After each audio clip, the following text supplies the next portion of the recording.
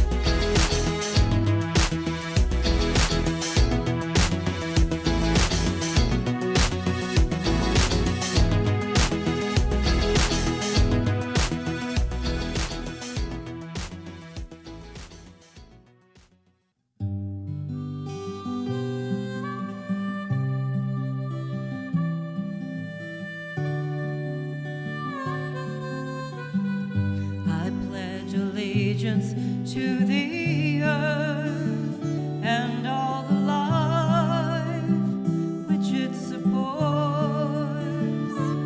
One planet in our care, irreplaceable, with respect for all.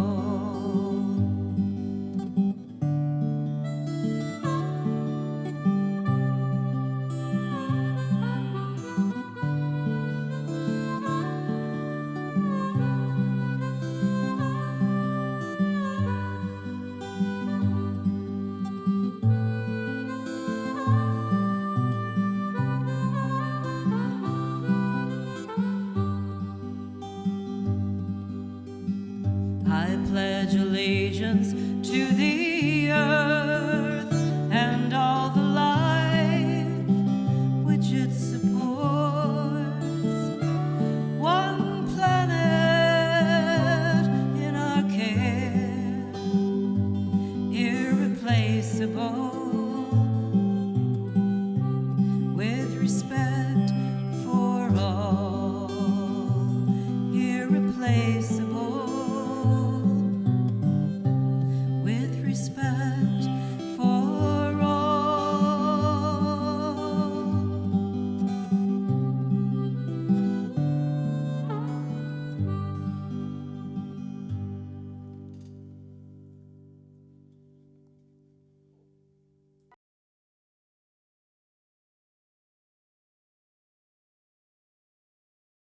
Welcome to the Earth Day Stewardship Showcase.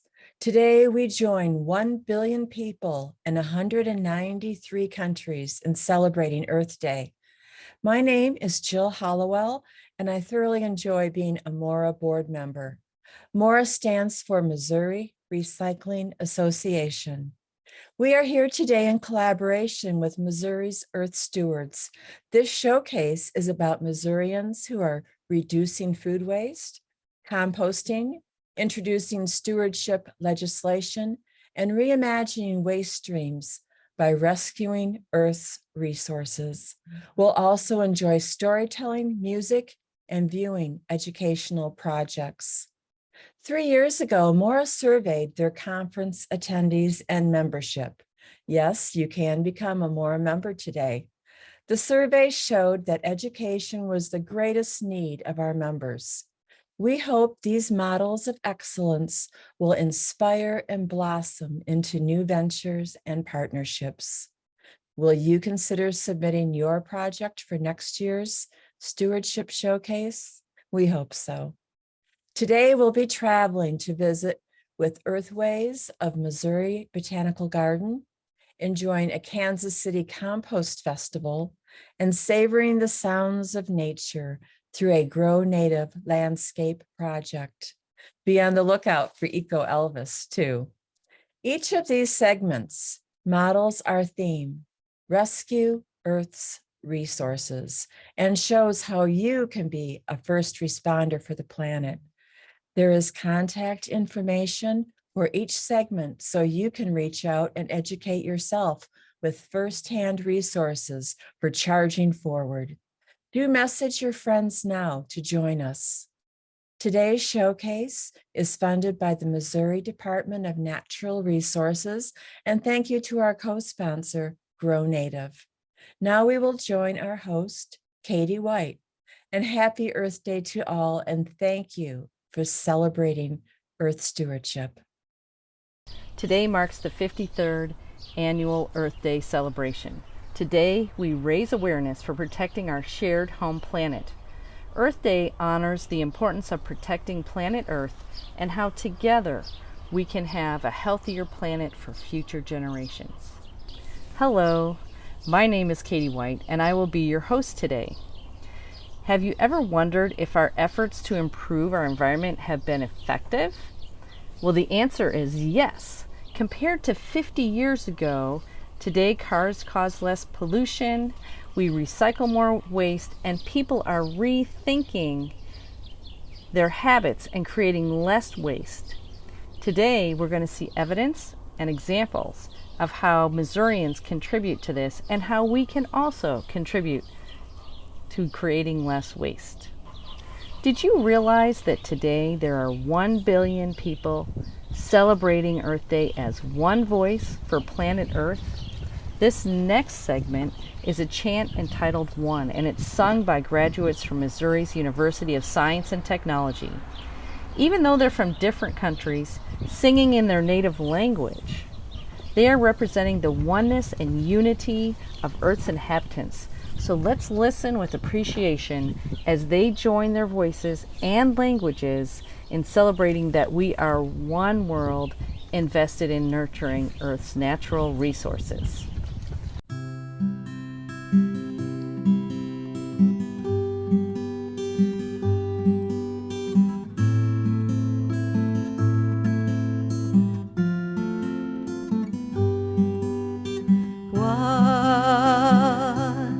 There is only one of us, only one of us, in many disguises. One. There is only one of us, only one of us. There is really only one. Akwe wanya chikimu, sedaya chikimu, amada yawa ben, nyunya ben lanyu, ben reglan, nyunya ben.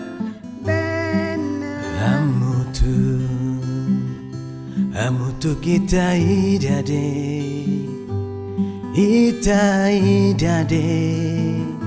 meski ya diferencia. Amutu Yawa yemu bako pen, yemu bako pen, ampa yawa yemu bako pen.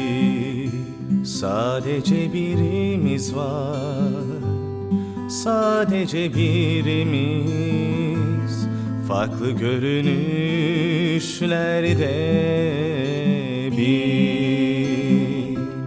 Ribang we fella, bang we fella, ruri bang we fella. واحد كلنا واحد كلنا واحد من مختلف الأديان 是不用言语的默契，永恒的记忆，心与心相依偎在一起。Nous sommes seulement un, seulement un, en plusieurs aspects. हम सब एक ही हैं बस एक ही हैं हम सब एक ही One, there is only one of us, only one of us, in many disguises. One, there is only one of us, only one of us. There is really only one.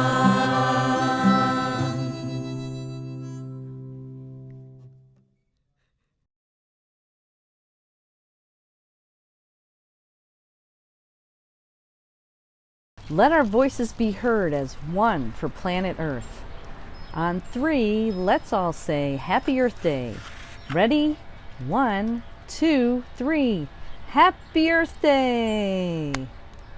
If we work together as one community invested in nurturing Earth's natural resources, a first step is to really think about what we create for waste. So what steps can we take to reduce our waste? So in order to reduce our waste, we need to know how much waste we are creating. And we cannot manage what we can't measure. So let's take a look at how students at Halls Ferry School in Florissant, Missouri explored their waste with help from EarthWays from Missouri Botanical Gardens.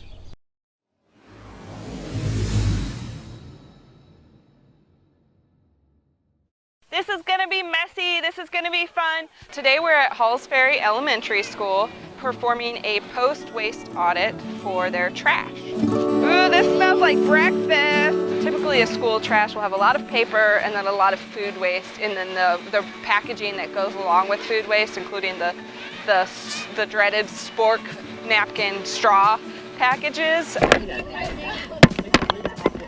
This was a year-long teacher mentorship program called the EarthWays Sustainability Network. Guys, there's a lot of trash down there. Before the kids really learned about recycling, before we kind of started our program, they audited the school's trash to figure out where they were so they could see where they've come. So about 0.2 pounds. They have made incredible progress in getting the recyclables out of the trash stream. Film plastic and recyclable plastic. But the students get really engaged. They learn a lot without really knowing that they're learning. And they take it really personal, and they kind of commit themselves to the project. How many of you guys currently recycle at home? Oh, awesome. We all come in as one to help the world be cleaner and stuff. What we're doing is we're building stewardship, so that way when they are older, they are better prepared to make decisions that support a healthy environment and community. It looks like you guys are almost done, and what we hope is that then they can use the information they've learned, use those skills to make decisions that support clean air, clean water, and clean soil. No, that's going there. This? No.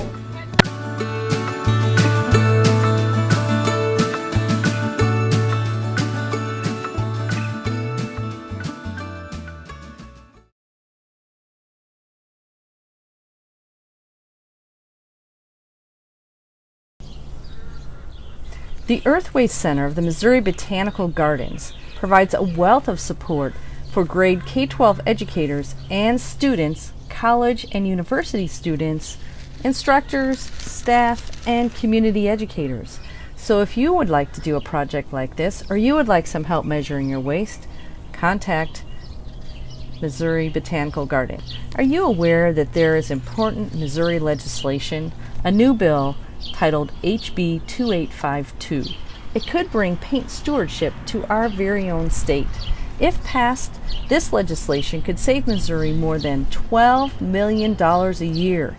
Can you imagine being able to take that extra paint that you have back to the place where you bought it and they'll recycle it? Currently in Missouri, approximately 1.3 million gallons of leftover paint are disposed of each year, when it could be recycled. So in support of HB 2852, Missouri Product Stewardship Council did a project showing how valuable recycled paint can be. So let's check it out. Recycled paint, better for your pocket and the planet. Recycled paint demonstrations in Missouri. We're going to take a look at a couple of those here. In order to raise awareness about recycled paint, these organizations collaborated on a paint demonstration initiative in Missouri to show how it can be done. Each year in the United States, more than 830 million gallons of paint are sold to consumers. The EPA estimates that about 10% of it is unused. 10% of 830 million, that's over 83 million gallons of leftover paint that must be managed by local governments every year. When dumped in the trash or down the drain, unused paint can contaminate our environment with volatile organic compounds, fungicides, and, in the case of very old paint, extremely hazardous metals such as mercury, lead, cadmium, and hexavalent chromium.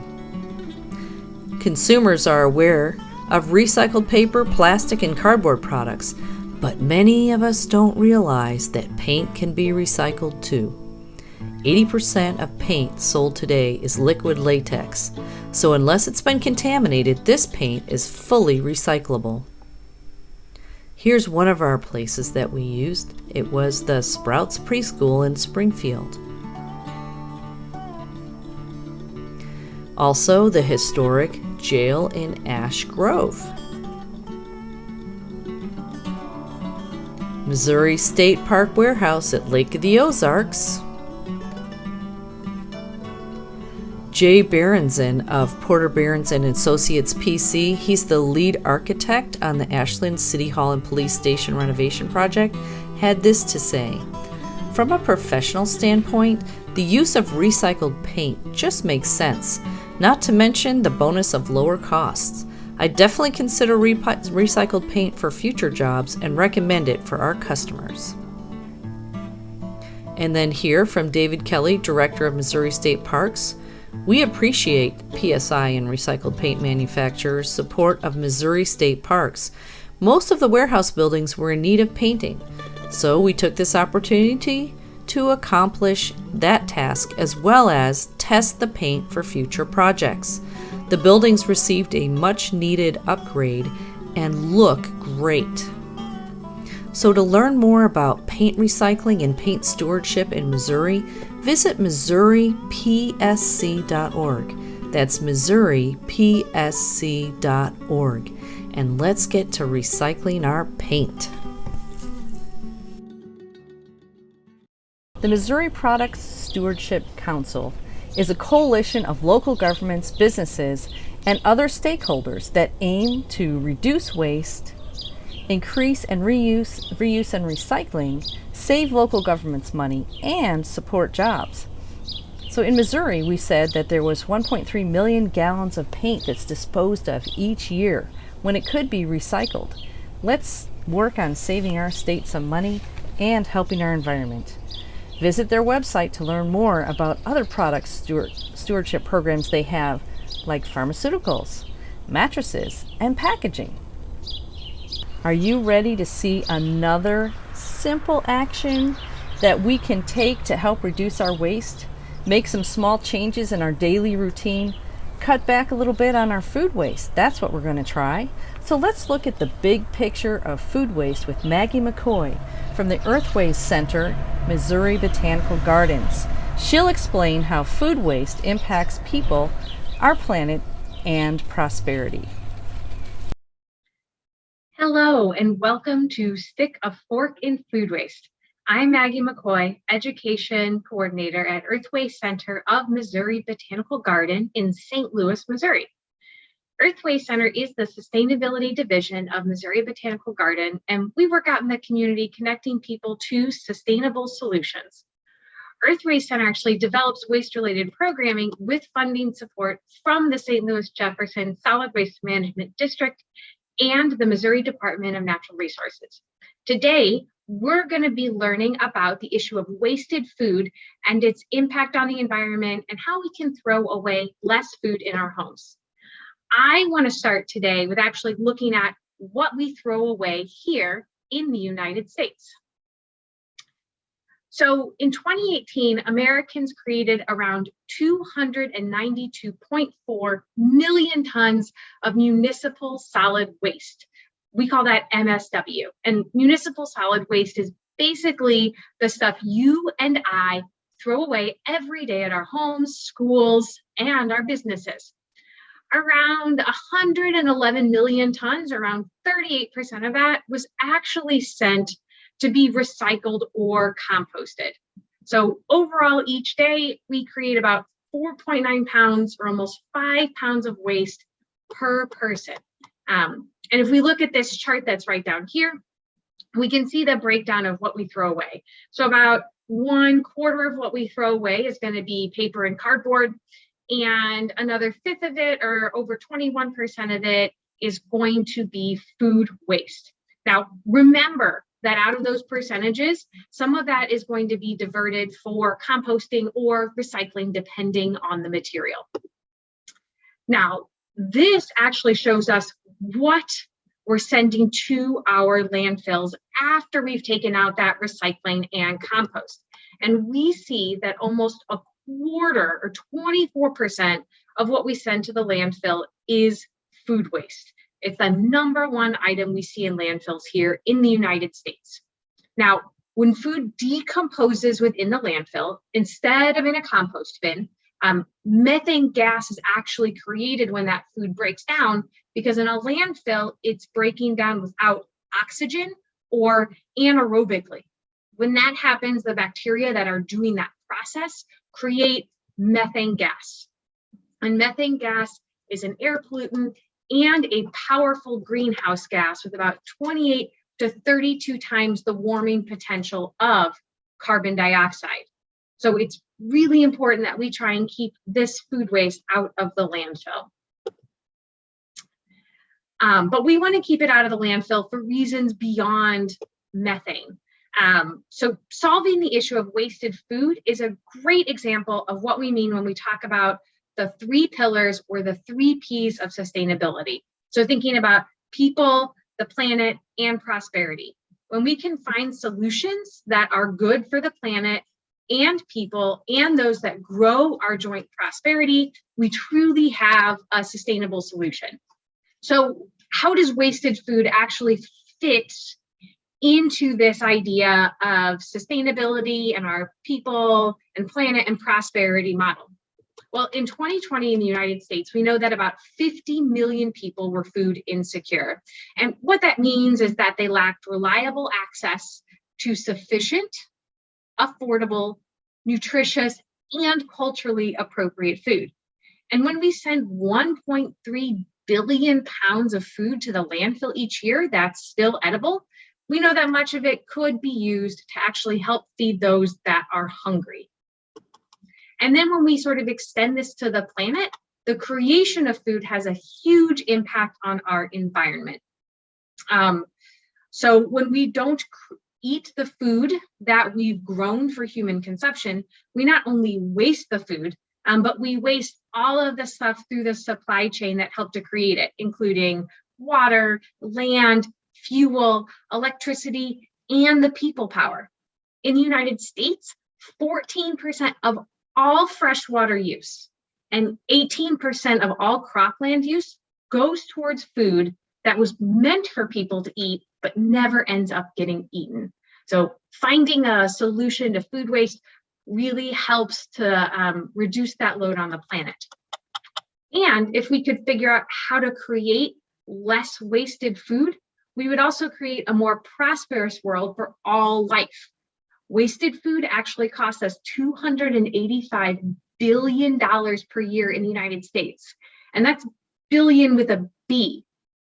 The average consumer spends over $1,300 a year on food that is wasted. So figuring out how to eat more of our food instead of throwing it away really helps to create a more sustainable planet. Now, since the fridge that we talked about is such a huge part of reducing food waste, I sort of pulled some of these out to highlight them specifically. So another strategy is keeping food stored in the right place to get them to last longer. So that means, again, like moving our milk and eggs into the interior of the fridge and saving that door for things like dressings or condiments or other things that might not go bad quite as quickly. We want to check our fridge and pantry before we go and make that grocery list and shop. We want to freeze foods for later use, especially if we know we're not going to eat them all. We want to make sure that we're storing food that will go bad soon in a particular part of the fridge or pantry. So maybe you save that top shelf of your fridge just for leftovers or things that are about to go bad. So your eye is constantly drawn to those foods so that you make sure that you eat them. And then we want to make sure that our fridge's temperature is on the best setting to preserve our food. So again, that's normally below that 40 degrees Fahrenheit to make sure that our food stays good in the long term. So, which food strategy will you be adding to your list? Will you be checking your fridge drawers as soon as you get the chance? Are you going to try freezing some of that excess food or trying to be better about eating leftovers? Whichever strategy you add, you'll be helping to reduce wasted food, creating a more prosperous planet for all life. Thanks for joining me today, and best of luck in your food waste journey. Bye.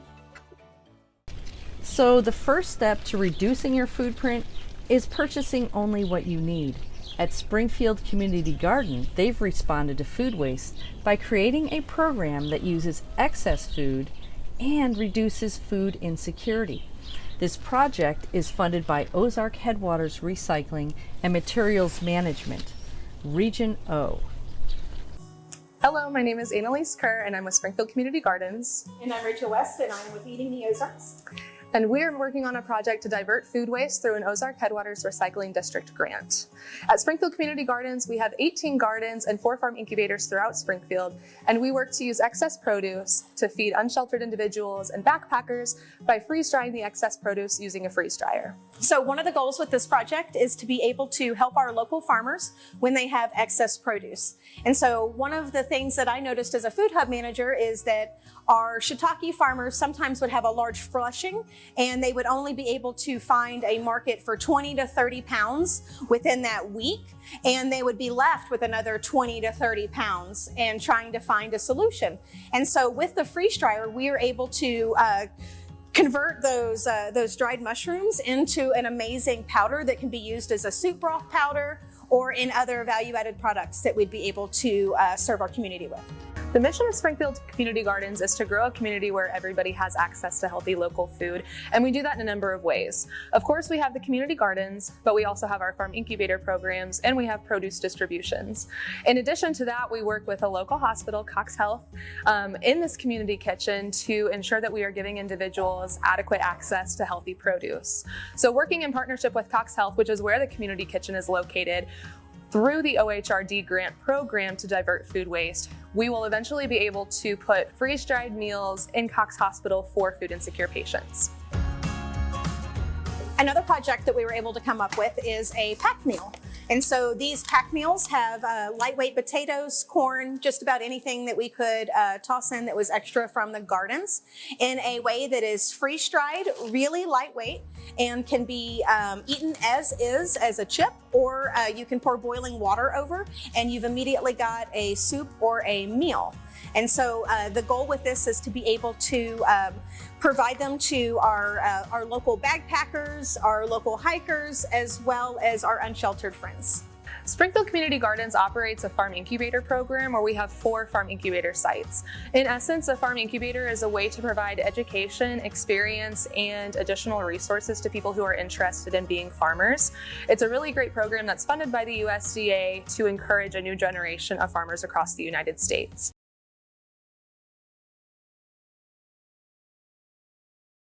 Well, that is simply amazing. I mean, what if every community joined together to support programs like this?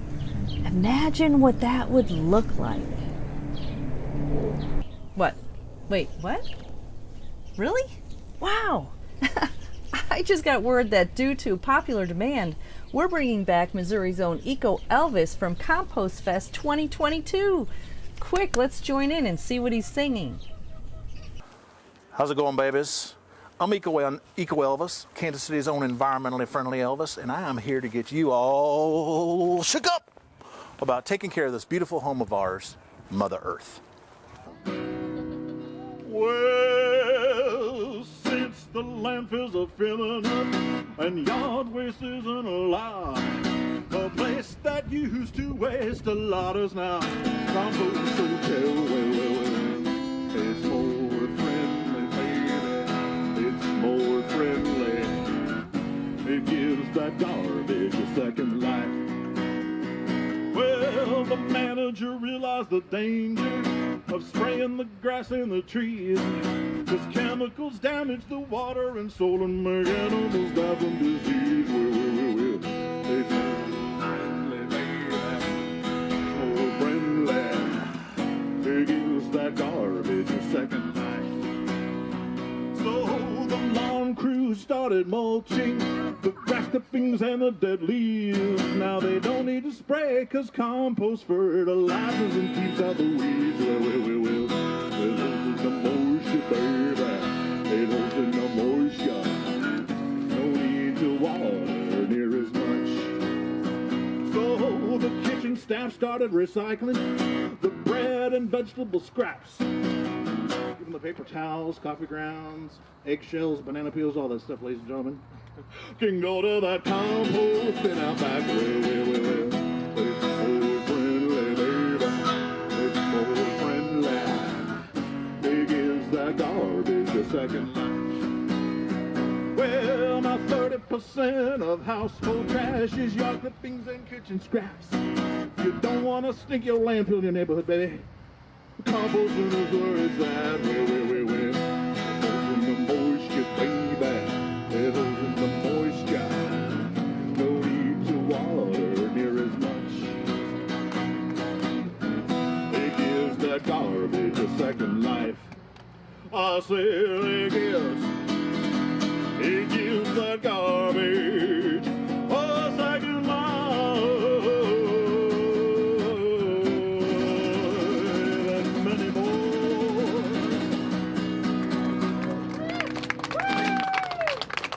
Very much. Thank you very much, ladies and gentlemen.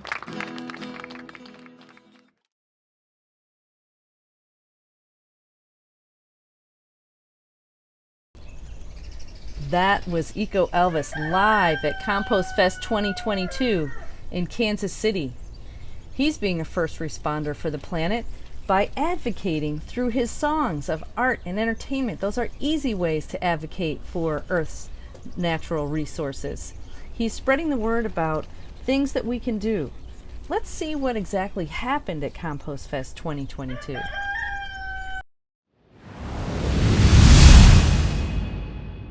On March 19th, 2022, a first-of-its-kind festival was held in Kansas City, Missouri. Today is Compost Fest. The event was held at Cultivate KC's Westport Commons Farm. Cultivate KC, our mission is food, farms, and community. The Kansas City-based nonprofit teamed up with Missouri Organic Recycling, the largest mulch and compost manufacturer in Kansas City, to make this environmentally educational festival a reality. So we've been partnered with Cultivate KC at this facility for as long as it's been here. So when they were transitioning from the other facilities that they were at, we decided that they would be a good partner for us to be able to come into this community, and help them get started with what they, with what their mission was. So it directly relates with Missouri Organic's mission into, educate our youth, feed hungry people.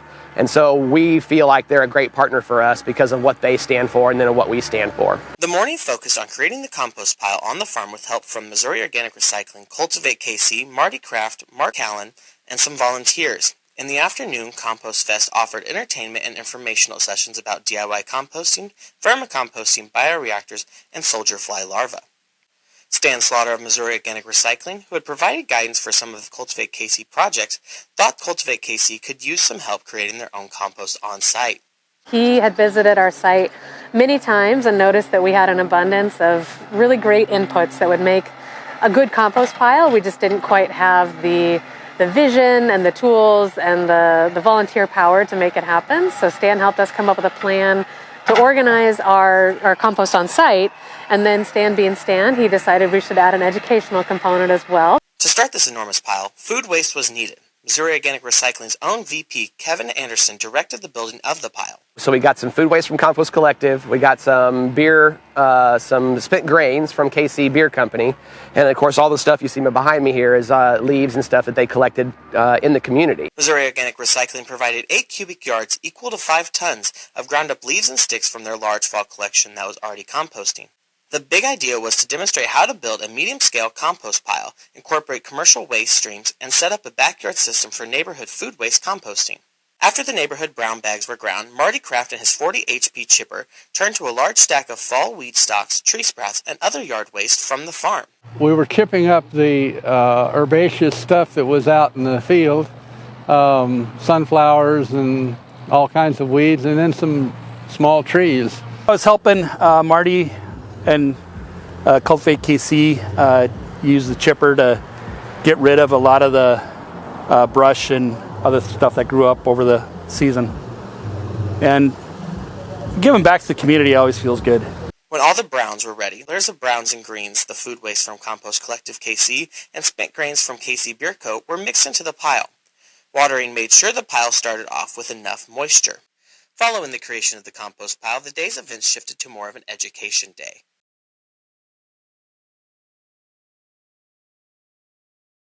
So one of the best ways to become a first responder for our planet is to advocate for earth-friendly actions, just like Eco Elvis did. But here is Steve Callis to tell us about a contest that helps us amplify our voices about composting during International Compost Week. That's coming up May 7th through 13th, 2023. Hi, I'm Steve Callis. I'm the Missouri State Coordinator for International Compost Awareness Week. International Compost Awareness Week is the largest and most comprehensive education initiative of the compost industry. It is celebrated nationwide each year during the first full week of May. The goal of International Compost Awareness Week is to work together to raise public awareness on why we all should be composting our organic waste and using compost. The 2023 International Compost Awareness Week theme is For Healthier Soil, Healthier Food, Compost. By recycling organics into compost and using it on our farmlands, we create healthy soils that produce healthier food and higher yields. It also reduces the need for fertilizer and pesticides, improves water quality, and conserves water, as well as storing carbon in soil. Here are some key facts regarding composting and compost use. The use of landfill space and incineration can be reduced by at least 1/3 when organics are recycled. Methane, a greenhouse gas 25 times as powerful as carbon dioxide, can be significantly reduced through the recycling of organics instead of their being landfilled. Soil health and productivity is dependent on organic matter, which is the essence of compost. Returning compost to the soil serves as a carbon bank, helping to store carbon, thereby removing it from the atmosphere. Compost is a huge benefit for both water conservation and quality. When used in water quality projects, compost binds pollutants and prevents them from entering our lakes, wetlands, streams, and rivers. Soil erosion is mitigated and water holding capacity is improved through the enhancement of soil structure, and binding soil particles together. Happy Earth Day! Enjoy your celebration and remember that International Compost Awareness Week is just around the corner, May 7th through the 13th. Thanks.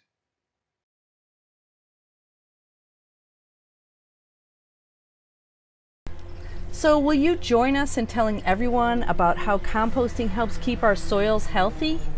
You can help close the loop by composting whenever possible. Believe it or not, more than 50% of waste that's sent to landfills is compostable. That means that if we didn't put it in a plastic bag, nature would recycle it into nutrient-rich soils to feed plants. Using this concept, Missouri Organic Recycling has created a business that recycles food waste and yard waste for their city. Let's watch how they combine organic waste with nature to create nutrient-rich soils ready for your yard or garden.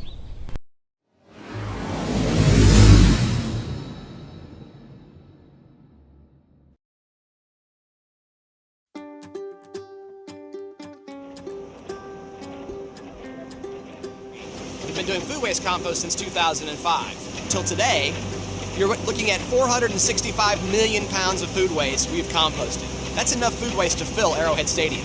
So this nature-wise compost is the material we put back in the community that goes from farm to table to compost, back to farm, back to table again. This is completing the circle. We are one of 10 facilities in the United States that has one of these machines, this Tiger depackager. We are the only facility in the United States that does it this way. So as you can see behind me, the plastic is falling on the floor. It goes to waste to energy. The food waste gets pumped into tanks that you've seen, and then into the mixer. The mixer creates the compost mix. The compost takes about 6 to 8 weeks. And then all the stuff you see behind me also is going to waste to energy. So it goes to a cement plant where it gets burned for energy. From the very beginning of this site, Missouri Organic has been a partner with us. So we've gotten, hundreds of yards of compost. We've gotten wood chips. Basically any resource that we've asked for, they've always been here to deliver and help us get this project going. Yeah, that took maybe 20 minutes with the blower, so pretty cool. In 2011, the Kansas City Chiefs started collecting organic materials from Arrowhead Stadium. We've partnered for over 9 years with Missouri Organic and collected over 1,261 tons of organics. We challenge our fans not only to help us compost at Arrowhead Stadium, but also in their daily lives. I'm the educational arm for Missouri Organic Recycling. About a year ago, we built a poster, a diagram called Food Too Good to Waste. It's kind of the ideal food recovery system for Kansas City. We're using the poster, the song, and the website to teach kids all over the metro and all over the country. Adults too. It's win, win, win, win, win. When you do things right, the benefits kind of cascade. Yo, I got a story about a problem we are facing. We're creating and maintaining a big mess across the nation. It's a problem with the food. Almost half is wasted, left till it's outdated. Goodness never tasted it. Food too good to waste. It starts with preparation, the peeling and the chopping, work that must be done. Not a lot of fun, but the battle to be won is to keep it out of the dump. Food too good to waste. Food too good to waste.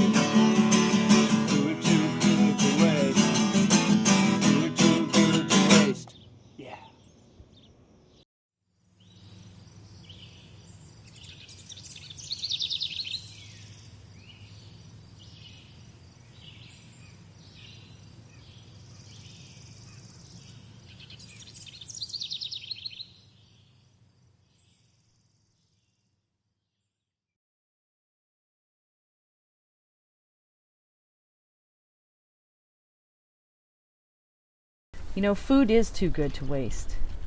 What can you do to keep your wasted food out of that trash bag? We hope you'll share your answer in the comments below. Today is about caring for the earth and appreciating those first responders for the planet, or as we're going to call them, FRPs, first responders for the planet, right? These are the people that care for animals, land, water, air, people, and plants. We just explored reducing food waste, but sometimes you just have food waste. So if we compost it, we can create nutrient-rich soils that creates healthier plants. The soil also would absorb and hold more water. Restoring the soils is important, but so is creating a sustainable plant community. We continue our journey in central Missouri at a library in Ashland. This is a community project to restore native plants, and it was inspired by Grow Native, who is a sponsor of our showcase today. Do you have any of these plants that you may have in your yard? Let's watch and see if you have native plants in your yard.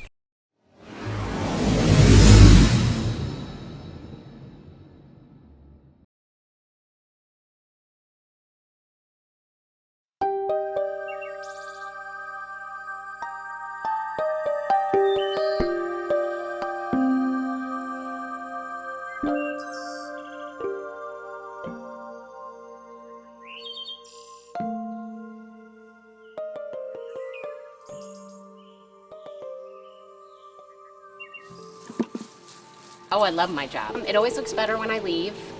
I get to be out in nature all the time. It's great exercise. It helps my mind focus on, things that are important. And it's satisfying, very satisfying. Coming from that traditional landscaping where everything is just so, and you see a lot of mulch and things are in rows or groups, or not only are our patrons getting the benefit of those plants, but they're also helping spread that knowledge. It's a good thing that we have here. It's always a great experience to be able to explain why this is a really cool thing that we have in our community that not everybody has.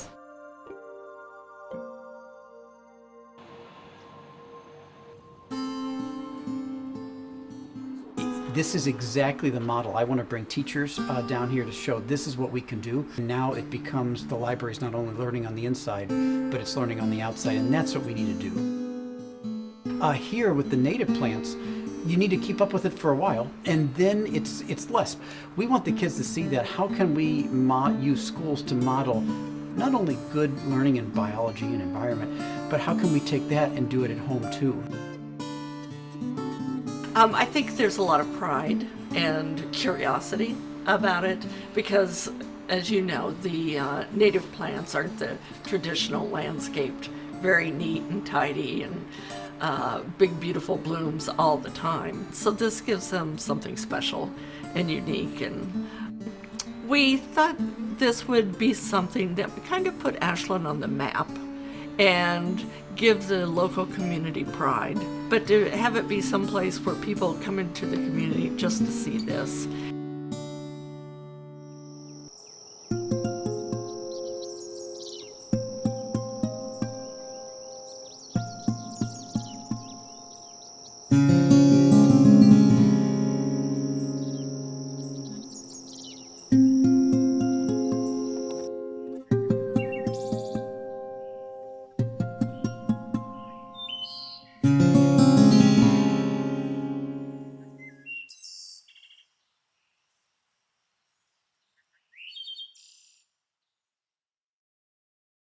Well, that was interesting. Did this give you any ideas about creating a grow native space in your yard, your school, your park, or hometown?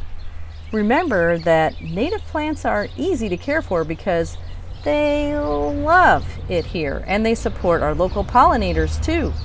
Visit grownative.org to learn more about changing your yard into a sustainable landscape filled with plants that already like the soil type, the temperature, the amount of rain, and they're the preferred foods and habitat for your regional wildlife. Go to this website, info@homegrownnationalpark.org, where you can check out a map of native gardens all across the United States, and maybe you can add yours.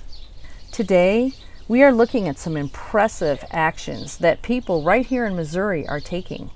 Seems like a lot. Like, what can just one person do? Well, here's some advice from the Resilient Activist Organization, reminding us that one person does not have to do it all.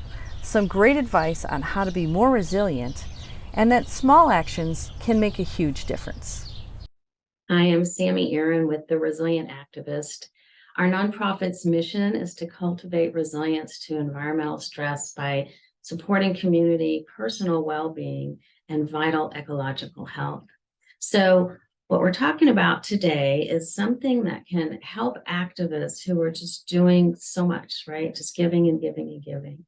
We have a program called 4 Steps for a Resilient Life. You can get more information about it at our website, theresilientactivist.org, and just look for 4 Steps for a Resilient Life. There's a full blog post about this, and then links to any upcoming workshops that we have. So the premise is really simple. Step 1, you make a list of everything that you're doing, everything that you're giving from any activist perspective. And then you add to that even the little things, like let's say you turn the water off when you brush your teeth, right? So add even the small things you're doing, and then add to that all the things you wish you were doing, and maybe all the things you think you should be doing that you're not doing, okay? So you've got this really nice long list. Step 2 is to look at that list one item at a time and circle the ones that you love, that just make you happy. They're easy to do. You have the money for it, the time, the energy. They're just really simple, right? So you go through that list, you put those in column 2, and you celebrate. So stop and celebrate. Notice how much you really are already giving, okay?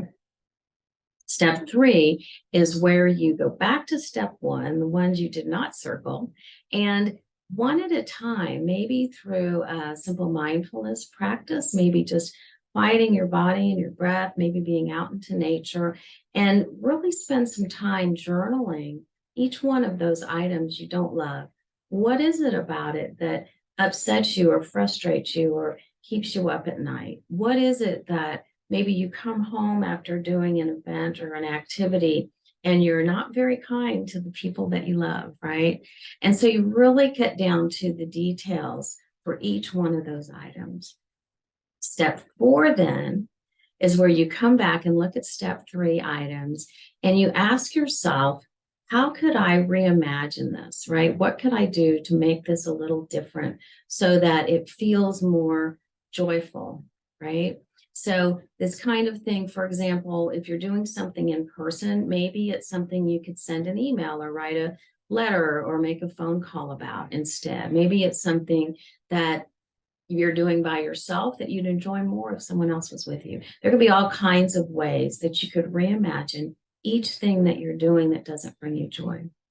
The ones that you reimagine in column 4, and you find a way that you're like, you know what, if I could do it this way, I'd be really happy.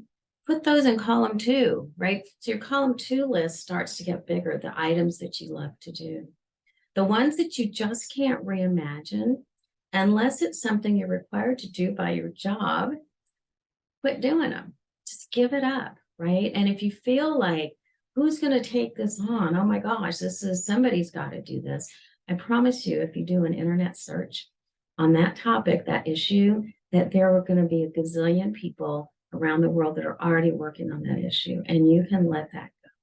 So that's it. That's the 4 steps. You just keep that column number 2 getting bigger. Maybe some of the things that you drop from steps 3 and 4, that gives you a little extra time in your column 2 to just add some time to take care of yourself. Because the more resilient you are, the better you sleep, the better you eat, the better your body's taken care of, the more effective you're going to be in your activism. So visit me at theresilientactivist.org, and thank you for all you do for a more resilient world.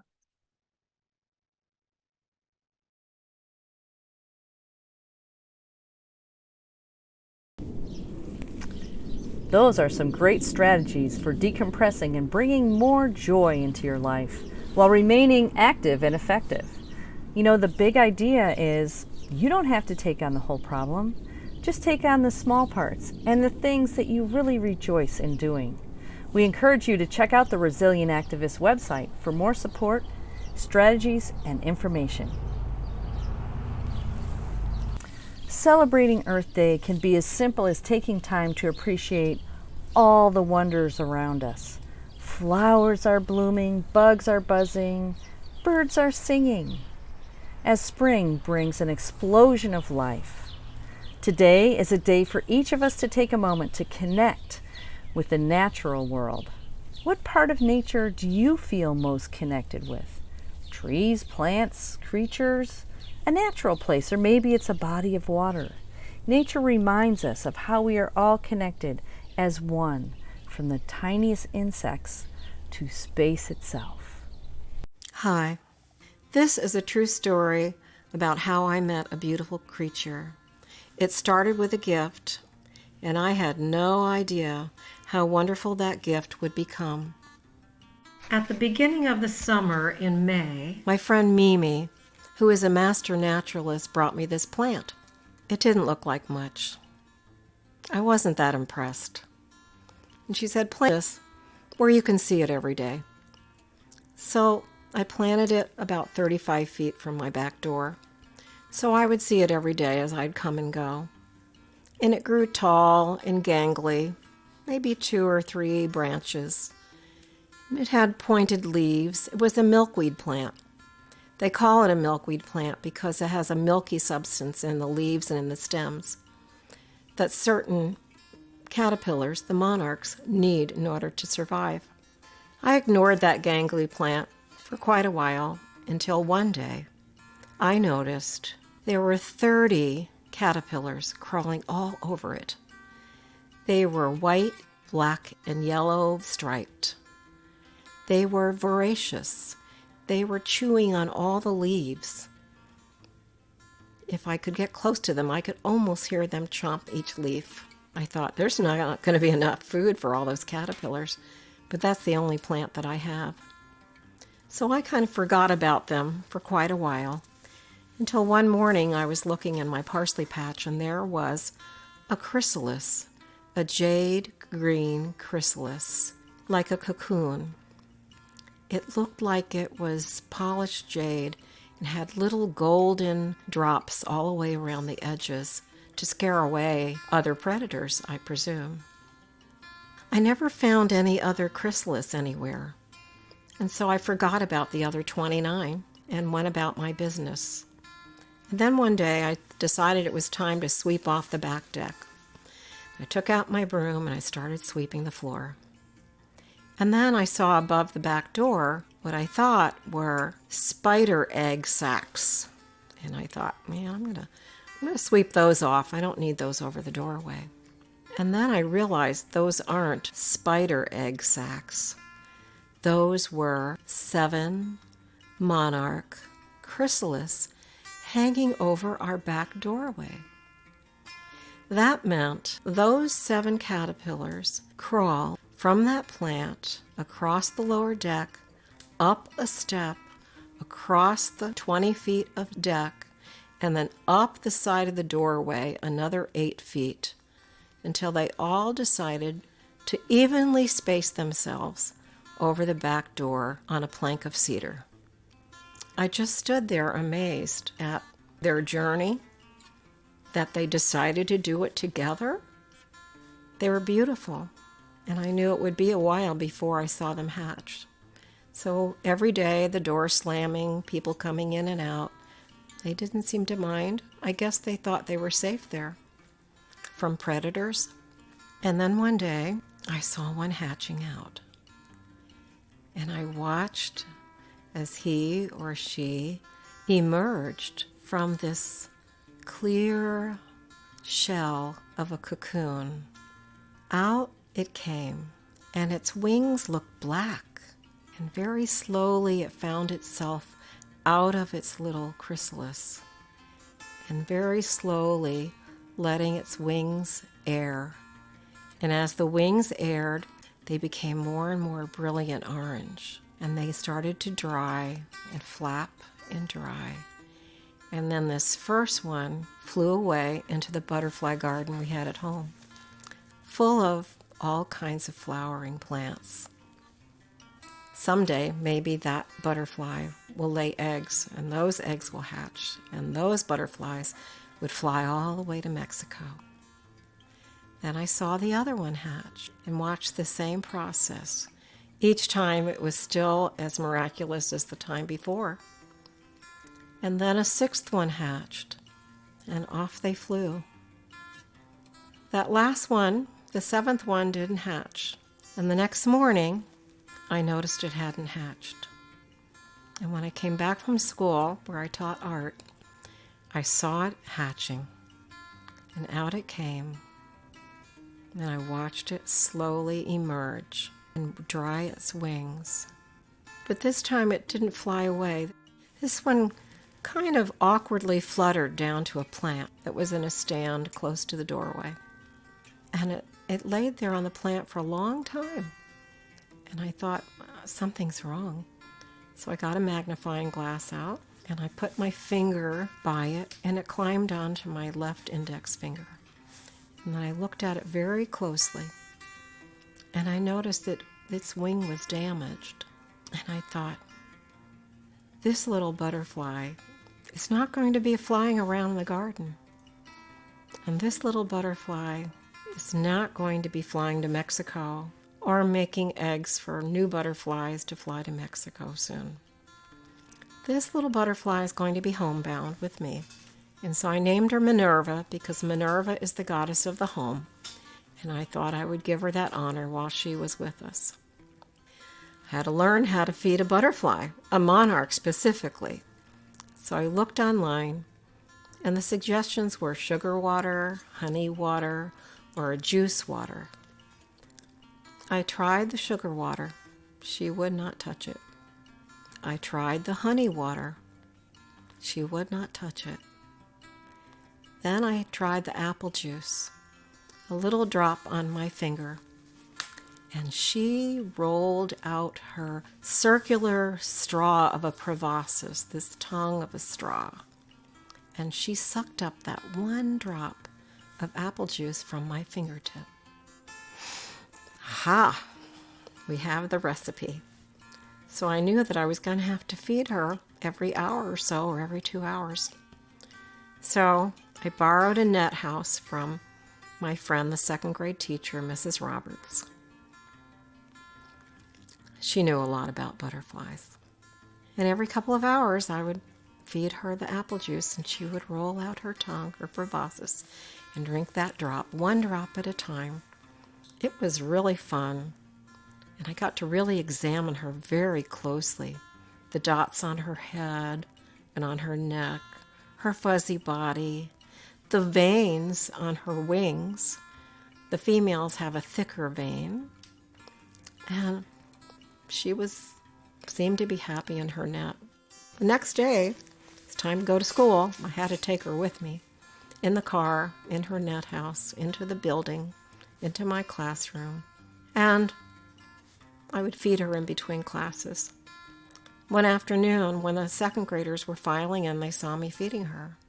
Oh, they were so curious. What are you feeding her? How do you feed it? What does it look like? Can we do it?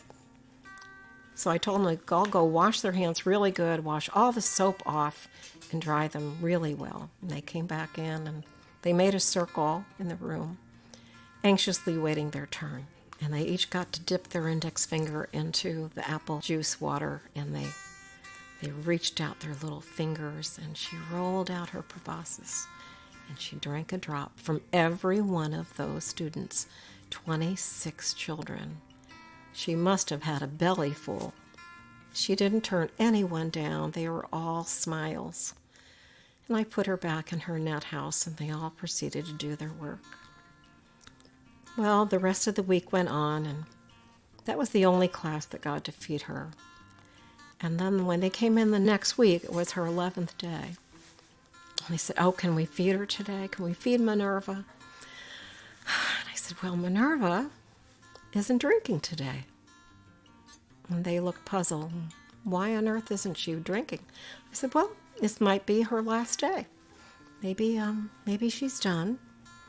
And she may not have lived as long as other butterflies who's flown all over from flower to flower and had so many different kinds of nectars to drink. And so she may have a little bit of a shorter life. But it's been a good life. She's gotten a lot of love, and she's taught us a lot. She's taught me a lot. So I'm pretty grateful about that. And they said, but she's not going to drink anymore. I said, I don't think so. We have to accept that. So they said, well, can we bring her out to the garden so she can sit on a flower? I said, I think that's a really good idea. So we all went out to the butterfly garden. We had built that a couple of years before, a 750 square foot butterfly garden in the shape of a butterfly, 2 wings of beautiful host plants, flowers and bushes, and an 18-foot body down the middle of a butterfly. They picked out an orange Mexican sunflower to put her on. We set her gently on that flower and watched her. And she actually did roll out her proboscis and drink a little nectar from that flower. And then Matthew said, she feels like a butterfly now. We all smiled. We were so happy. He said, but she's never flown. Then you see everyone's shoulders just kind of shrugged. Well, Matthew, that's true, but there's nothing we can do about that. At least she's on a flower. It was a quiet, sunny, still day. The flowers were in full bloom in the butterfly garden. You could hear the bees buzzing and other little butterflies flying around. And then out from the west, from the outdoor classroom, the wooded area, came this breeze. This breeze lifted Minerva off of that sunflower and lifted her into a spiral upward. And we all looked up in disbelief. And there she was, spiraling up, and the spiral got wider and wider, and she went higher and higher, and we stretched our necks backwards. And then she was a speck up in the sky. And then she disappeared. And the wind was still blowing. And then it settled down. And they asked, where did she go? I said, I don't know. They said, can we look for her in case she came back down? I said, sure, but careful where you step in the field. And they looked. They quietly, carefully looked for her. But we didn't find her. And finally I said, we have to go in. But 6 of you can pick a flower from the garden, and we'll bring it in, and we'll draw the flower, and you can draw a picture of Minerva on the flower, and you can take those home and tell your parents the story of her. And they said, okay. So 6 of them picked a flower, and we headed into the art room, because it is an art class after all.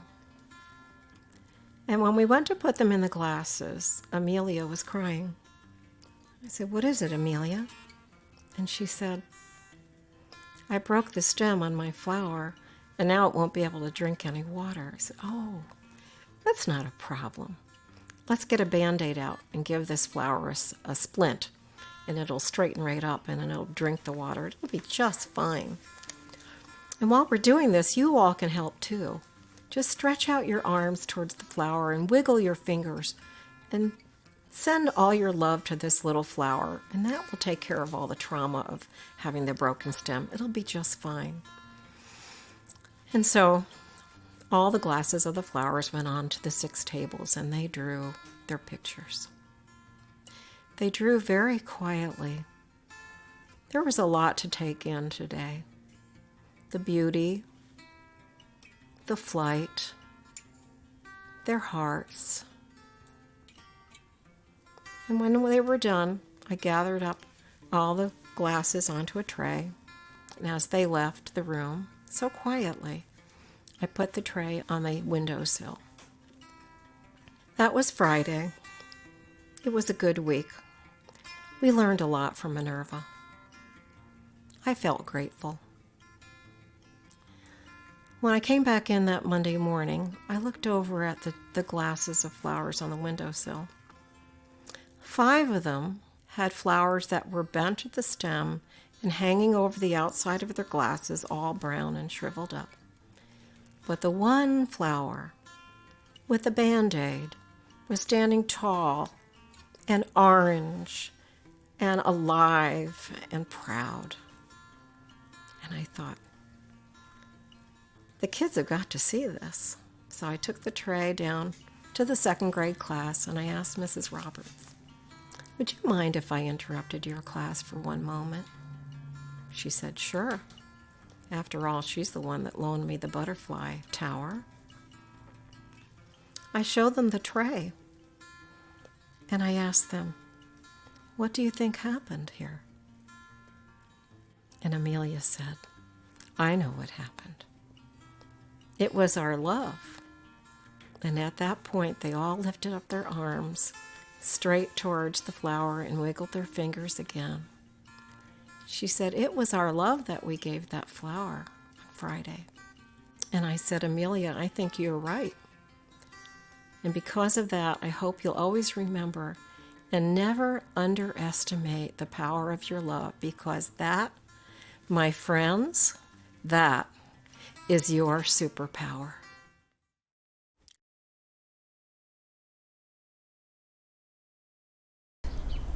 By pollinating the fruit and nut trees, vegetables, and more, the bees, butterflies, and other pollinators are an example of how each creature plays an essential part in the health of the earth. First responders for the planet take action to support our pollinators and native plants. Have you ever read The Lorax by Dr. Seuss? In his books, the Lorax stated, I am the Lorax. I speak for the trees. I speak for the trees have no tongues. Well, the Lorax spoke for the trees, and as a first responder for the planet, who will you speak for? Animals, rivers, pollinators, healthy soils, forests? We can speak for the earth by pledging to protect it. I pledge allegiance to the earth, to its mountains, rivers, sea, and sky. One planet, irreplaceable, to cherish and respect for all.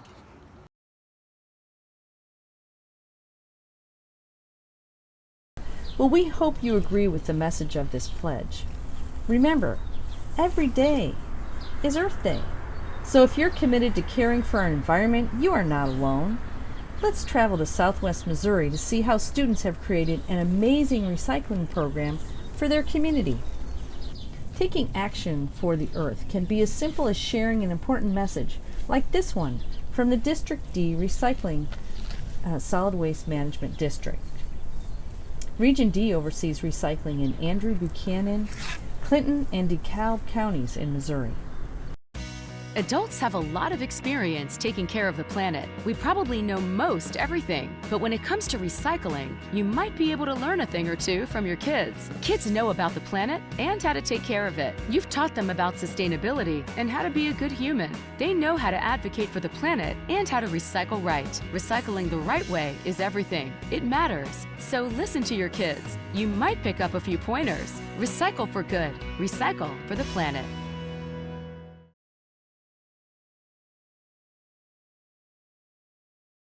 Children are great influencers. Let's listen to their voices and engage in their visions.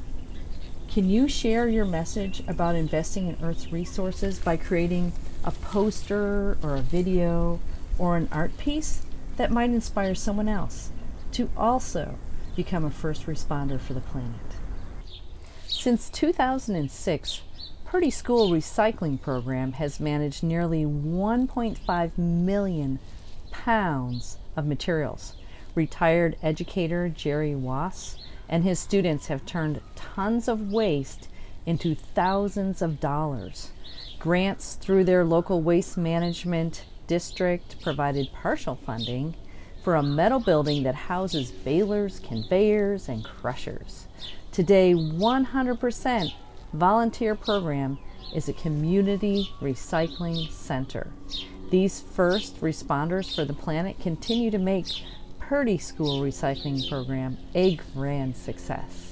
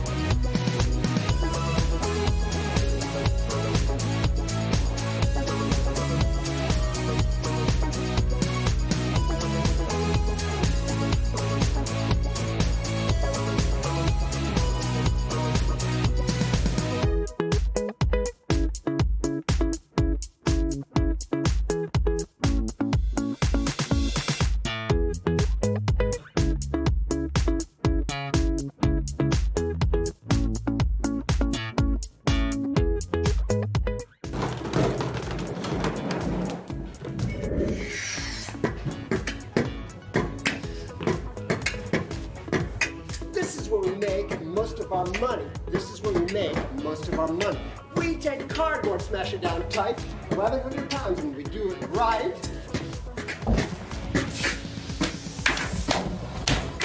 This is where we get most of our pounds. This is what makes that money sound.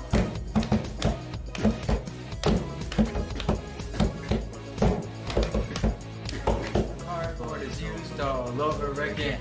All over again, all over again.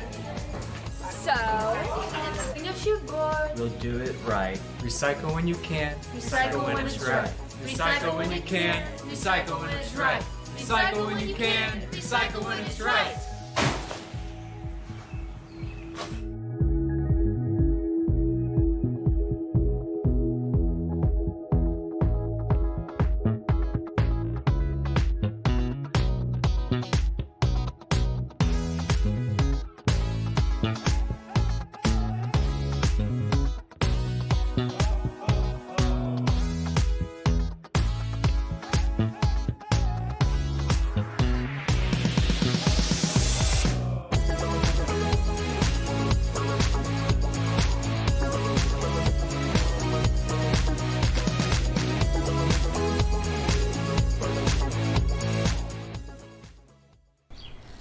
Unfortunately, some people don't put waste in its place. Cleaning up after those dumping their trash illegally is costly. But some of this is funded through grants from Ozark River's Waste Management District, Region K. They had a whole bunch of volunteers, some first responders for the planet, clean up a trash dump in Dent County. Let's see how that looked.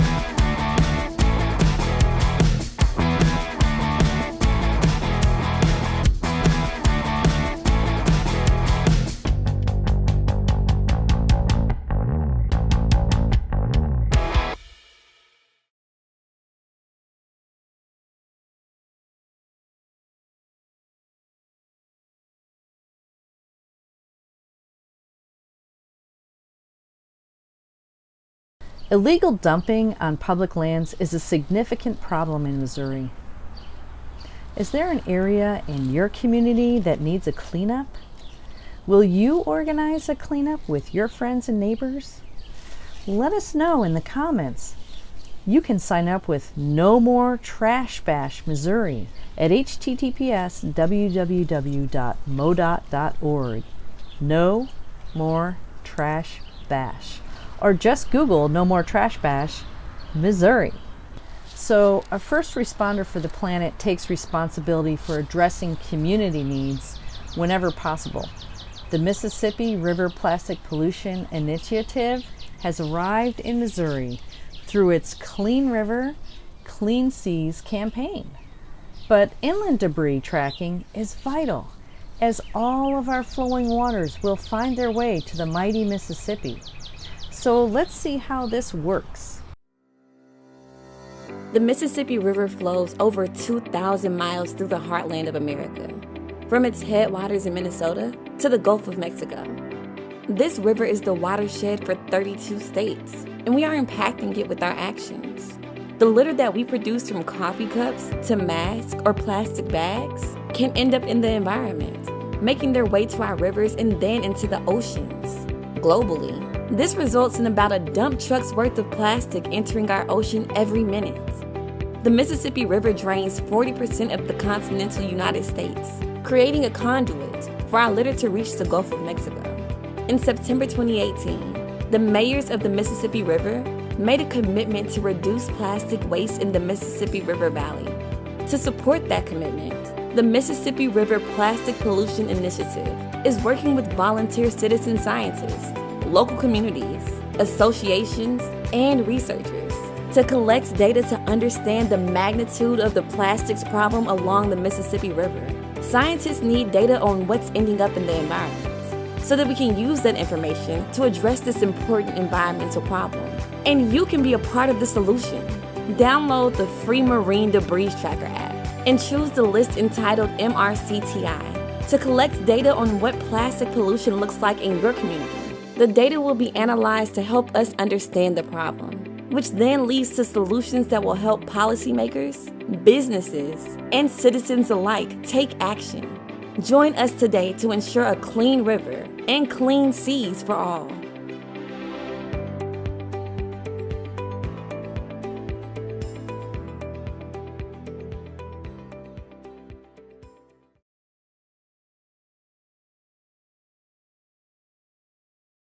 The way we treat the land determines water quality. So anything that we put on the ground can travel into ditches or storm drains, on into streams to the Mississippi River, and then finally out to the Gulf of Mexico and beyond. You can download the Debris Tracker app for free. What a great tool this is. The only thing missing is you. It's designed to help citizen scientists like you make a difference by contributing data on plastic pollution in your local community. For information on how you can get involved, contact the Mississippi River Cities and Towns Initiative. Artist Paula J. Collins is recycling, repurposing, and reimagining ways to use items that most of us would just normally put into the trash. Let's see how she's a first responder for the planet by seeing the treasure in the trash. Paula Carter, owner of the 3 R's, Recycle, Reuse, Reimagine.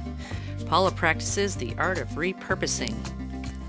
To understand a little bit better about how this works, Paula shares with us her story as a little girl, when she spent lots of time with her maternal grandparents and especially her grandmother. They didn't have much, but her grandmother saved everything. Maybe it was because she survived the Great Depression. Her grandmother had a room off the kitchen where she stored all of the saved items. There were jars of rubber bands, buttons, screws, etc. If you needed an odd item, that was the place to look. Paula's always had a draw to old items. She's always loved vintage and antiques. Paula prefers to buy old items that have a history and are made to last. She also has an artistic side that she probably inherited from her mom. In fact, if her mom hadn't married a dairy farmer and had 6 children, she also would have been a repurposer. Paula's daughter is the one person that can get credited as the person who got her started with the repurposing business. Paula's daughter knew she had a love for shopping vintage, and she would show Paula ideas of items that she thought Paula could and should make for her. Paula's first project was a pair of ladle candle holders. Her daughter still has these displayed in her home. She also got Paula started with the barbed wire faucet handle flowers. Now, besides her daughter, Paula's hairdresser also sends her pictures and asks her to make things. She gave Paula the idea of the bottle cap flowers and the button flowers. Paula also looks on the internet for ideas about repurposing, and sometimes when she's vintage shopping or flea marketing, Paula sees an item and instantly knows what she's going to do with it. Paula says raw materials are easy to find. garage sales, estate sales. These are good places to shop, but she also recommends outdoor flea markets like Sparks, Kansas. Paula's son and son-in-law are very good at providing her with bottle caps. And the farm where Paula grew up has an old building that's just full of farm equipment pieces. Paula just has to be brave enough to risk an encounter with a snake, and she can have any of those items as well. Her advice to people who may want to repurpose items is to go with their gut on what makes art. Art is in the eye of the beholder, so look around your house. If you're a saver, the materials are probably right there. You just have to look around. One benefit that Paula gets is whenever people come through her booth and look at her creations and they say, I have a bunch of those. Now I know what I can do with those. That just makes Paula's heart so happy when she inspires people. She tells us that the other day she was caring for her 4-year-old granddaughter and they were having a bottle of lemonade. And after they finished, her granddaughter asked her if she could have the metal cap. So Paula said, now why would you need that? And the granddaughter said, I just want to make something with it. Now that just made Paula so happy. So we challenge you to look around your house and see what you have there that you may think it's just time to throw that out. Or can you see it with Paula's eyes? Can you reimagine it, repurpose it, reuse it for something instead? The challenge is on.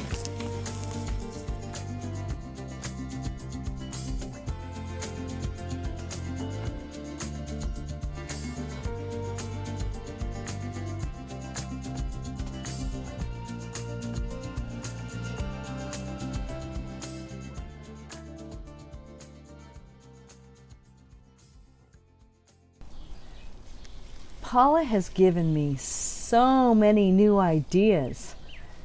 So many things that I could do with some of those old items that were just laying around that I'm finished with. Does this help you look at your trash in a new way? Scraps KC in Kansas City has a vision of transforming the unwanted into something of value.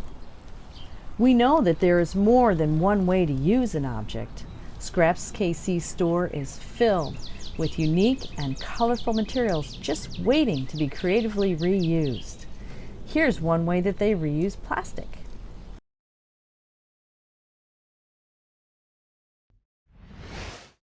Here at Scraps KC, we are doing small batch plastics recycling. It's all to help us learn that the real value of this versatile material is more than just single-use packaging. Let's make some longer use products, like toys. First, we have to prepare the plastic for recycling.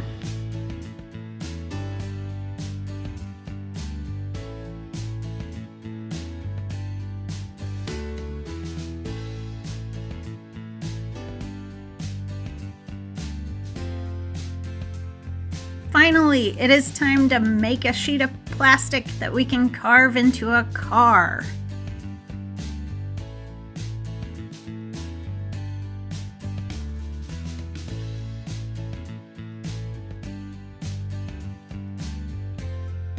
We use all of these machines to recycle the plastics, but you can also make a toy race car by reusing materials. Check out our resources for making your own clothespin race car.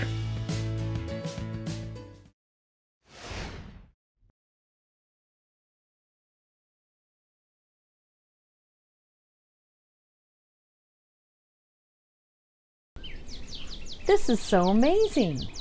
I mean, is there a place in your community that collects items for reuse? Do you donate items there? Or do you stop in there to see if they have what you need before you buy something new? Can you reimagine a purpose for some of the items that normally you would just put in the trash? Drop us a note in the comments about ways that you reuse items. Dr. Sean Woods, Assistant Superintendent of District Operations, explains how they use a 10-year approach to become a model district for students to experience what it's like to go green, A small grant through Southwest Missouri Solid Waste Management Region N provided funding for a concrete slab on the school property for placement of a recycling trailer. Recycling educators Debbie Redford and Richard White created a spark in their students, Haley Green and Cassidy DeVore, whose science fair projects successfully produced a flower pot made from water bottles, coffee grinds, and grease, and shredded paper. Each flower pot diverts approximately 15 plastic water bottles and other waste from our landfills.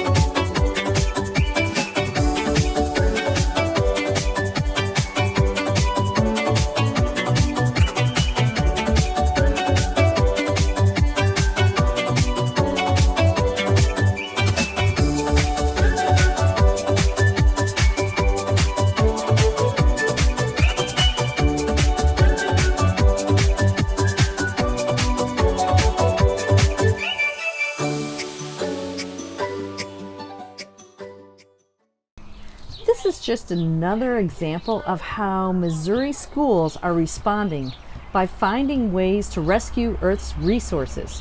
What an amazing community to join in and support their school and the environment. Well, let's see how the 2021-2022 Green Schools Quest encourages Missouri schools and mentors to create sustainability projects.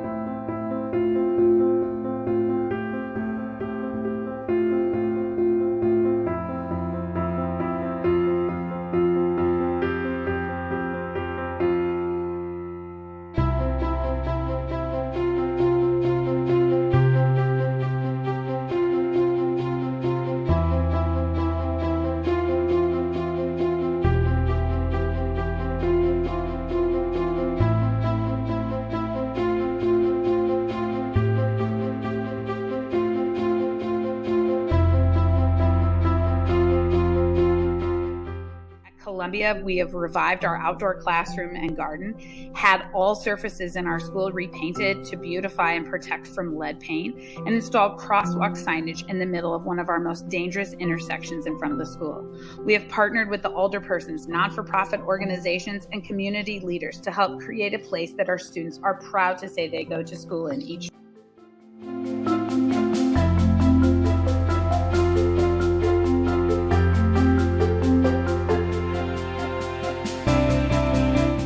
Good morning, I'm Aisha. And I'm Martha. We are part of the 3rd grade mosaic team, and we have a challenge for you. Our goal is to put less trash into the landfill. Here's the yellow compost bin. This is what you can put into the compost bin. Compostable twigs and boats, paper napkins, and all food waste. And this is the gray landfill bin. This is what you can put in the landfill bin. Juice pouches, snack bags, and Ziploc bags.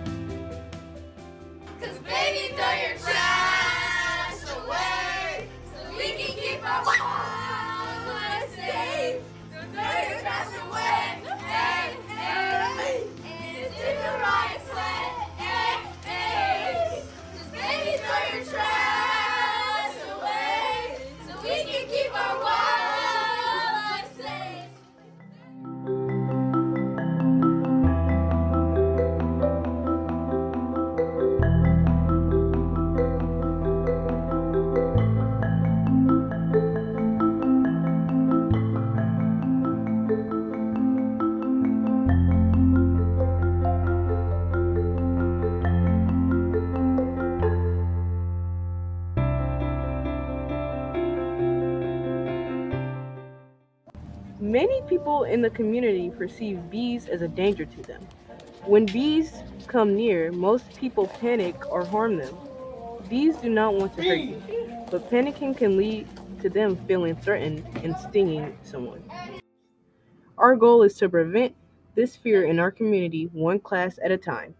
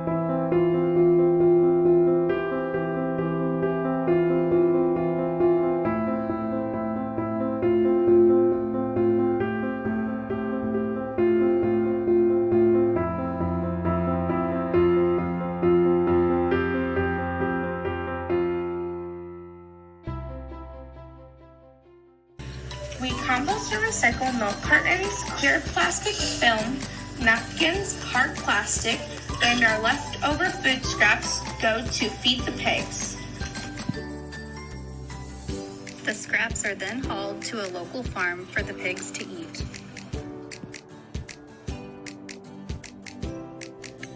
We auction them off to school families for their consumption.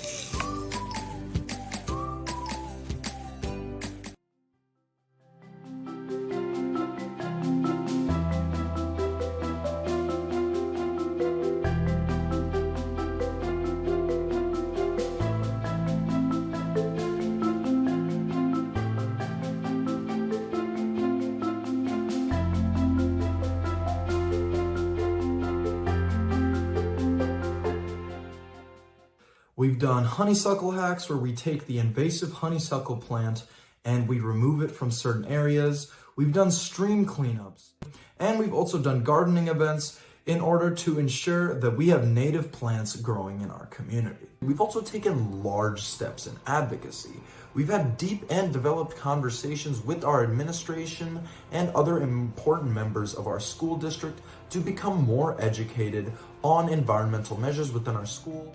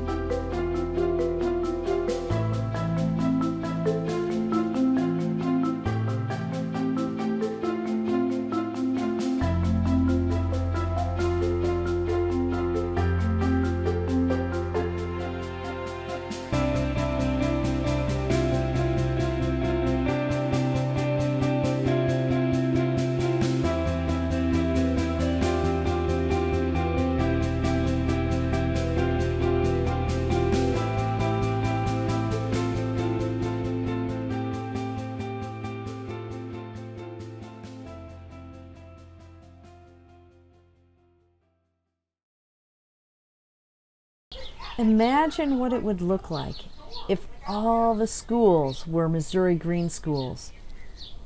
Interested? Just check out their website. So take a first step using MORA's Earth Steward Moments. We call them ESMs. These are based on segments from this very showcase. These ESMs are designed for elementary, middle, and high schoolers, and they come with a 20 to 30 minute standards-based lesson plan, short video, hands-on activity pages, and tons of follow-up activities for you to use for free. Compliments of Missouri Recycling Association. So go to MORA, MORA.org to access all of these ESM resources. Did you know 150,000 tons of batteries each year reach landfills? It's important to recycle your batteries rather than sending them to a landfill. Earth's resources can be extracted from recycled batteries and then made into soil amendments that farmers use to create healthier soils and food. Let's take a look.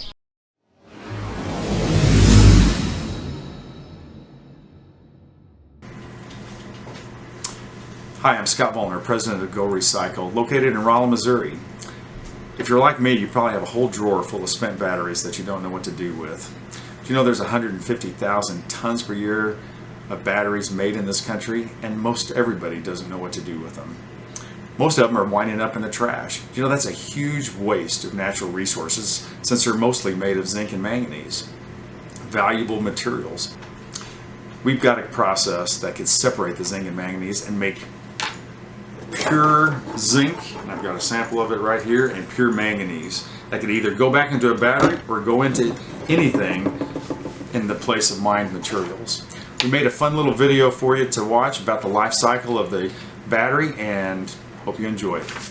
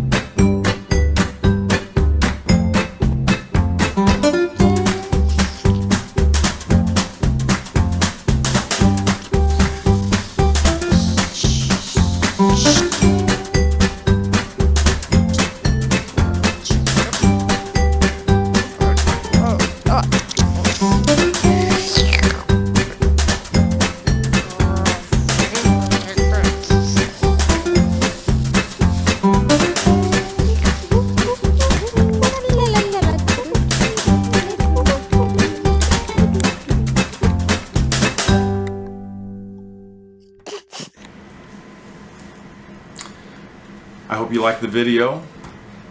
As you can see, it shows two paths in the life cycle of a battery. So, what can you do? You know, we either all go to work or go to school, or we're part of a city municipality. Check and see what they're currently doing with the batteries, and if they're not doing anything responsible with them, be sure and tell them about us. We've got a nice, easy battery recycling kit, and if they make more than what fits in a box in a reasonable amount of time, we could work directly with them and figure out a good way to get them to us. So we hope you follow us on Instagram. We'd love to see you there, and we also put updates on our plant expansion. It would be great to have you follow along with us as we go along our journey. So we'd love to have your batteries, and we hope to see you soon.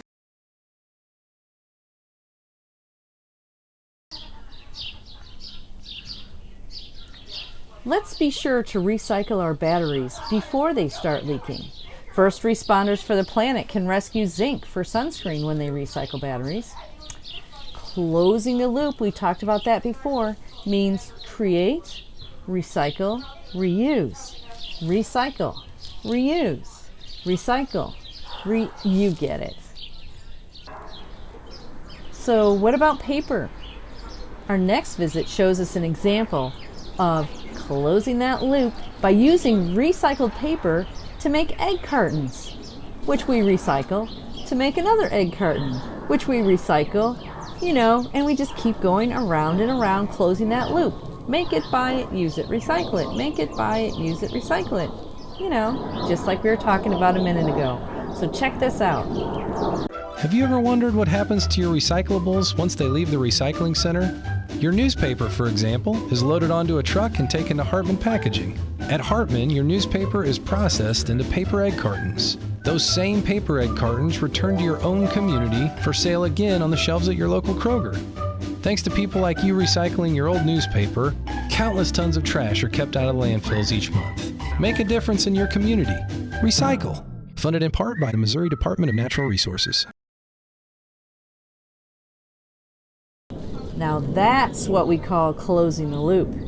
Be sure to rethink your choices at the grocery store and buy the eggs that are in fiber cartons made from recycled paper so they can be recycled or composted. Well, what else could be infinitely recycled? Glass!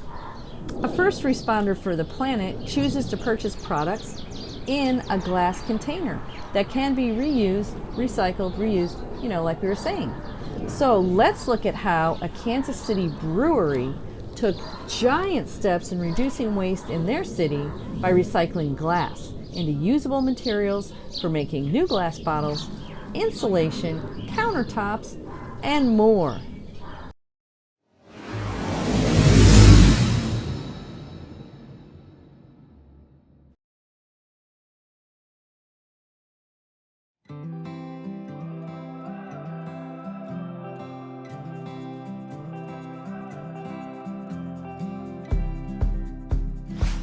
Before 2009, Kansas City hardly recycled any of their glass waste. The average person uses nearly 80 pounds of glass each year. This glass can be recycled over and over again, but most of it goes to the landfill. When we recycle glass, it means less material goes into our landfills. Making new glass out of recycled glass saves raw materials like sand and keeps us from having to mine for new materials. Since glass melts at a lower temperature than raw materials, using recycled glass to make new glass uses 30% less energy. Finally, using recycled glass cleans up our air. Every ton of recycled glass used means that we reduce carbon dioxide emissions by 600 pounds. To tell the story of how Ripple Glass solved Kansas City's glass recycling problem, we first have to tell you about its founder, Boulevard Brewing Company. A Kansas City brewery, Boulevard Brewing Company was looking to reduce their waste. Boulevard found that there was no local option to recycle their glass waste, even though there were local manufacturers that could use recycled glass to make their products.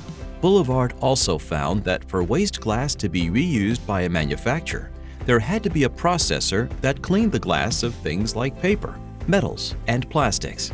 This processing facility did not exist in Kansas City, and because there was no processor available, not very much glass was being collected for recycling in Kansas City. Boulevard got tired of being part of the problem and joined local businesses and community organizations to start Ripple Glass in 2009. Ripple Glass did two things at the same time. It created a collection network for glass in Kansas City and built a processing facility to clean the glass into what we call furnace-ready cullet. Before we take a tour of this processing facility, let's show you how Ripple collects and transports glass for recycling. In late 2009, big purple bins began to appear in parking lots throughout Kansas City. Thanks to local businesses who volunteer as hosts, residents and businesses began to fill these bins with beer bottles, wine bottles, pickle jars, and all sizes and colors of glass. When a bin gets full, Ripples sends a truck to pick it up and deliver the glass to our processing facility. Because businesses like bars and restaurants use a lot of glass, Ripples started a commercial recycling program for businesses. Purple roll carts are set behind businesses and picked up weekly. And because Kansas City wasn't the only community in the area to suffer from the lack of processing facility, Ripples started accepting recycled glass containers from cities and towns in surrounding states.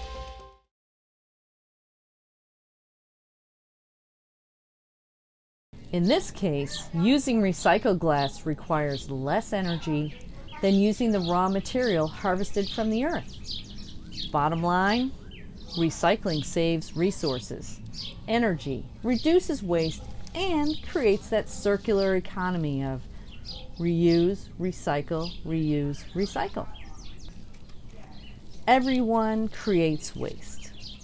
Today, we've looked at many ways to reduce the waste that we produce and better ways to manage the use that we create. Together, we can make a difference. We are ending with this quote today from Wendell Berry. "The earth is what we all have in common." We showcased some of the earth-friendly actions that Missourians are taking. Some actions you may already be doing, or you may have seen one that you can add to your personal list. Throughout our showcase, we've listed several resources, so you can reach out to expand your investment in Earth's resources.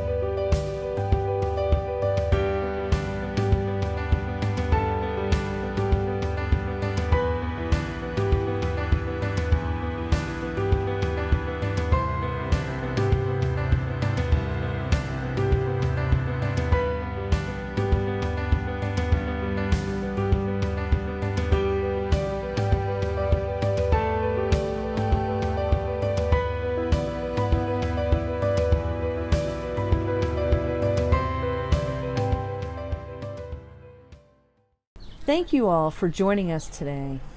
We have explored many activities Missourians are participating in and showed you how you can help too. Will you commit to living a more sustainable lifestyle for our one irreplaceable planet? We are hoping that you saw a project or got an idea about what you would like to create in your community. Put yourself or your community on the map.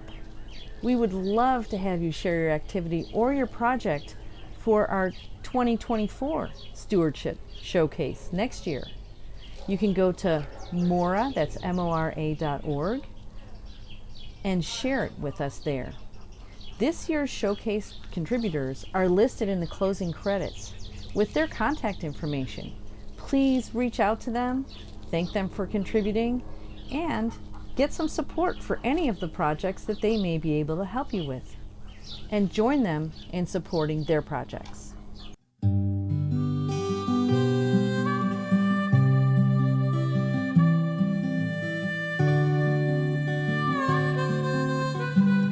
I pledge allegiance to the earth and all the life which it supports.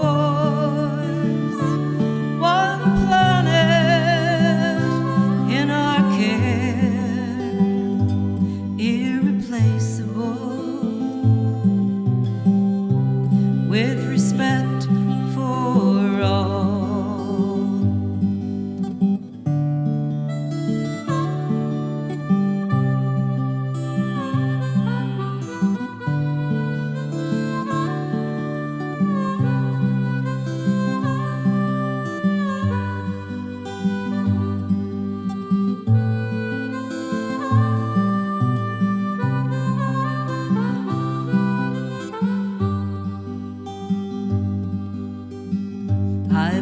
pledge allegiance to the